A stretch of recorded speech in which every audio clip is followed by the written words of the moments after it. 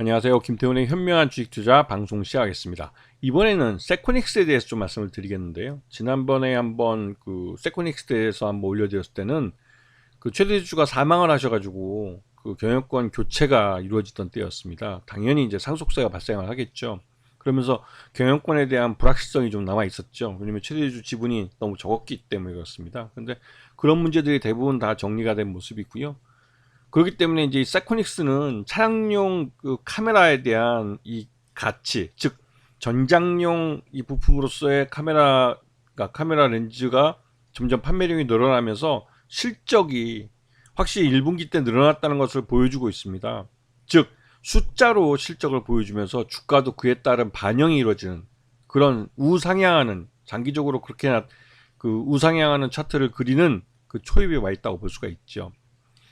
이 세코닉스는 기본적으로 광학 회사입니다. 광학, 즉 렌즈에 관한 그 카메라와 렌즈에 대한 그 기술을 갖고 있는 회사고, 또 관련해서 스마트폰부터 자동차용 광학뿐만 아니라 디스플레이나 광전자 응용 부품까지 다양한 스펙트럼을 갖고 부품을 만들어내는 회사죠. 그리고 이제 크게 보면 광학사업부하고 필름사업부가 있는데, 매출액의 95%가 광학사업부에서 나옵니다. 가장 큰 게 이제 차량용 카메라하고 모바일용 카메라 렌즈인데, 모바일용 카메라 렌즈는 마진이 박해요.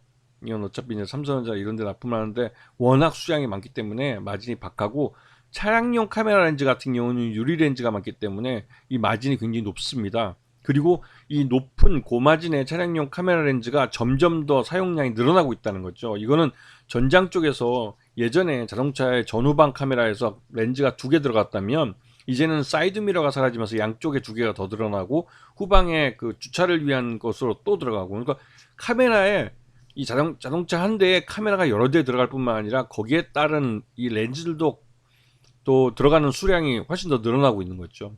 근데 이 자동차용 렌즈는 굉장히 좀 그 마진이 높은 편입니다. 자, 매출액에서도 작년에 비해서 1분기 때 매출액이 늘어났고, 영업이익도 작년과 비해서 확실히 좋아진 게 보입니다. 그리고 당연히 당기순이익도 뭐 급증을 했죠.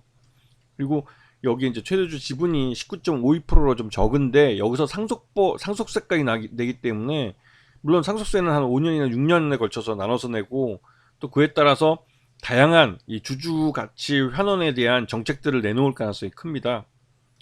지금 그 이 최대주 변경에 대한 공시는 이미 됐고요.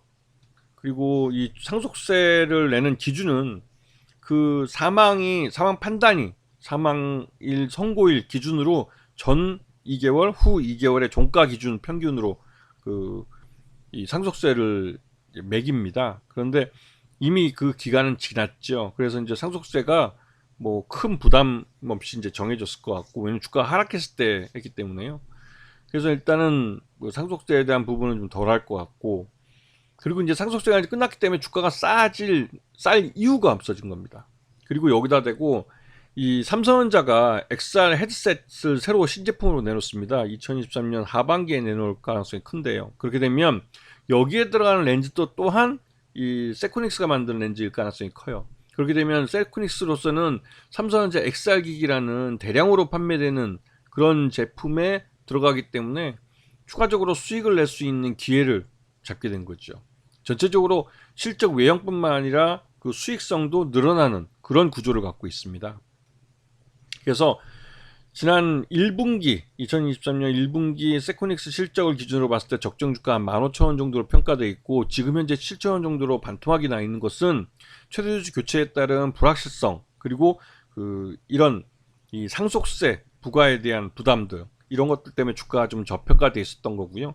이제 그런 것에 대한 부담이 없어졌기 때문에 주주 환원 정책들을 내놓으면서 주가를 끌어올릴 가능성이 큽니다. 아까 보셨듯이 최대주주 지분이 낮기 때문에 이 자사주 취득과 또 소각을 할 가능성이 크고, 고배당, 즉 이 최대주주 집안이 이 상속세를 내야 되기 때문에 고배당을 해줄 가능성이 커요. 근데 이런 부분들을 다 감안해 보면 세코닉스는 향후 이 자동차 전장 쪽이 시장이 커지면서, 특히 자율주행이나 이런 쪽으로 이제 기술이 발전하면서 매출 외형이나 이런 것들이 함께 증가할 가능성이 높은 회사입니다. 그래서 관심권에 두고 보시는 게 좋을 것 같습니다. 자, 오늘 방송 여기서 마치겠습니다. 감사합니다.